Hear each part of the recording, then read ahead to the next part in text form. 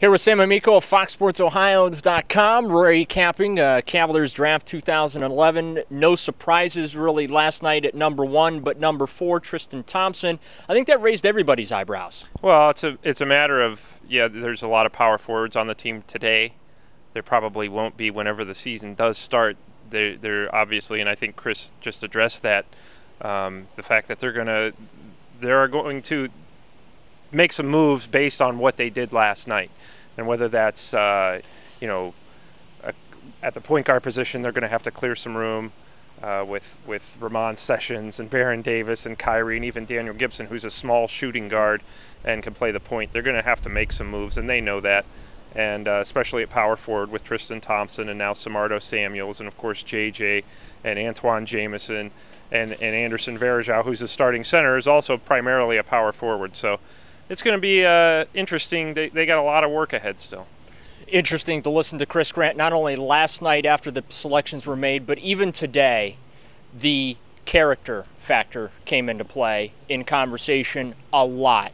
Let's talk about that a second, because it's clear that this organization, when you talk about a number 1 draft pick, there is that expectation of semi-superstardom. And Kyrie Irving is going to have to deal with the fact, and even though Chris Grant said it's us in the media bringing it up, not so much the Cavalier organization, but it's a fact.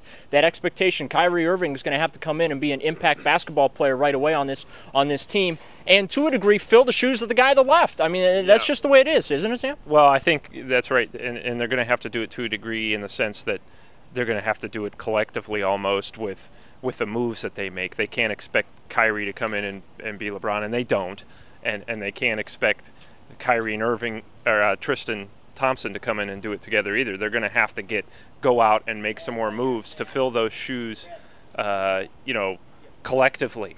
And so it's going to take a lot of work. But yeah, this young man, the number 1 pick, is going to have a lot of pressure on his shoulders for that very reason. So, and it's not something that's just media generated. It was generated by the guy who was here at one point, and it eventually is going to, come to a head. The fans expect it, and eventually the front office will expect it too. That's why they made the guy the number 1 pick, because they feel like he can go a long way in helping to change the face of the franchise.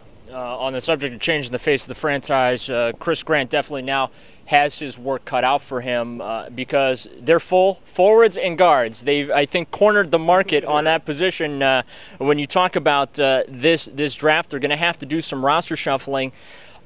I was surprised that there was no major deal last night. I was tweeting about it. I've talked about it. I thought that Chris Grant had a card up his sleeve that he was gonna play. Certainly had the TPE to work with from the Miami situation. How surprised were you? I know they did the deal at number 32 with Orlando to get those 2013, 2014 second-round picks, but no major deal last night. Right. I found that pretty surprising, especially even just taking a guy at 32 when you at this point you need to take a flyer on a wing player, whether it's a small forward or a shooting guard. And while this wasn't considered a real great draft, it was considered a draft that was fairly deep as far as getting guys who might be able to come in and contribute. And there were certainly some wing players there, but as Chris explained it, the fact that they traded those 2 second-round picks has a lot to do with, the fact that they traded the 1 second-round pick and got 2 has a lot to do with the fact that they want to try to be major players in free agency. And that's possible. You're going to have to overpay some guys, but there are going to be a lot. This is a very big wing year in free agency whenever it starts. Guys like Tayshaun Prince are out there, Andre Karolinko, veterans who could come in, help these young guys so that their first-year experience isn't absolutely miserable and they're losing all the time. It's going to be tough enough as it is. So basically what he's saying is, yeah, we traded these 2 young guys because, or the draft pick, because we're going to expect to be player in free agency and bring some older guys in here and maybe some veterans and, still try and toy around with the trade exception when they can. It's just such a difficult time right now because we don't know what's going to happen. They're probably, Byron Scott even said the lockout's inevitable, and it is, and you're going to have to wait and see what develops after that. Did it feel like the second round was kind of a little bit of a throwaway? They get the young man over in Europe, Mach Van. They're going to leave him over there. That didn't surprise me. Once they announced the selection, first thought popped in my mind, they're going to leave him overseas to develop some more. But that second round for a team and an organization that is trying to rebuild, it's tough not to get that feeling that those second round picks were kind of giveaways a little bit. I think they were, and I think they as Chris Grant said last night that they didn't really have any players left on the board that they wanted to draft. So, they obviously have something up their sleeve to draft a power forward at 4, and to draft or not draft anyone at 32 or 54 who could play right away. They're going to they've obviously got some more moves ahead, and I give them credit because they're going to need to ask the fans to be very patient right now, and because the fans are kind of sitting around going, well, what are they doing now? They've got 6 power forwards and 3 point guards and maybe 4 point guards if you throw in Daniel Gibson, and still no wing players and no use of the trade exception at all. So my guess is they're going to wait and take the next step in free agency and try it that way.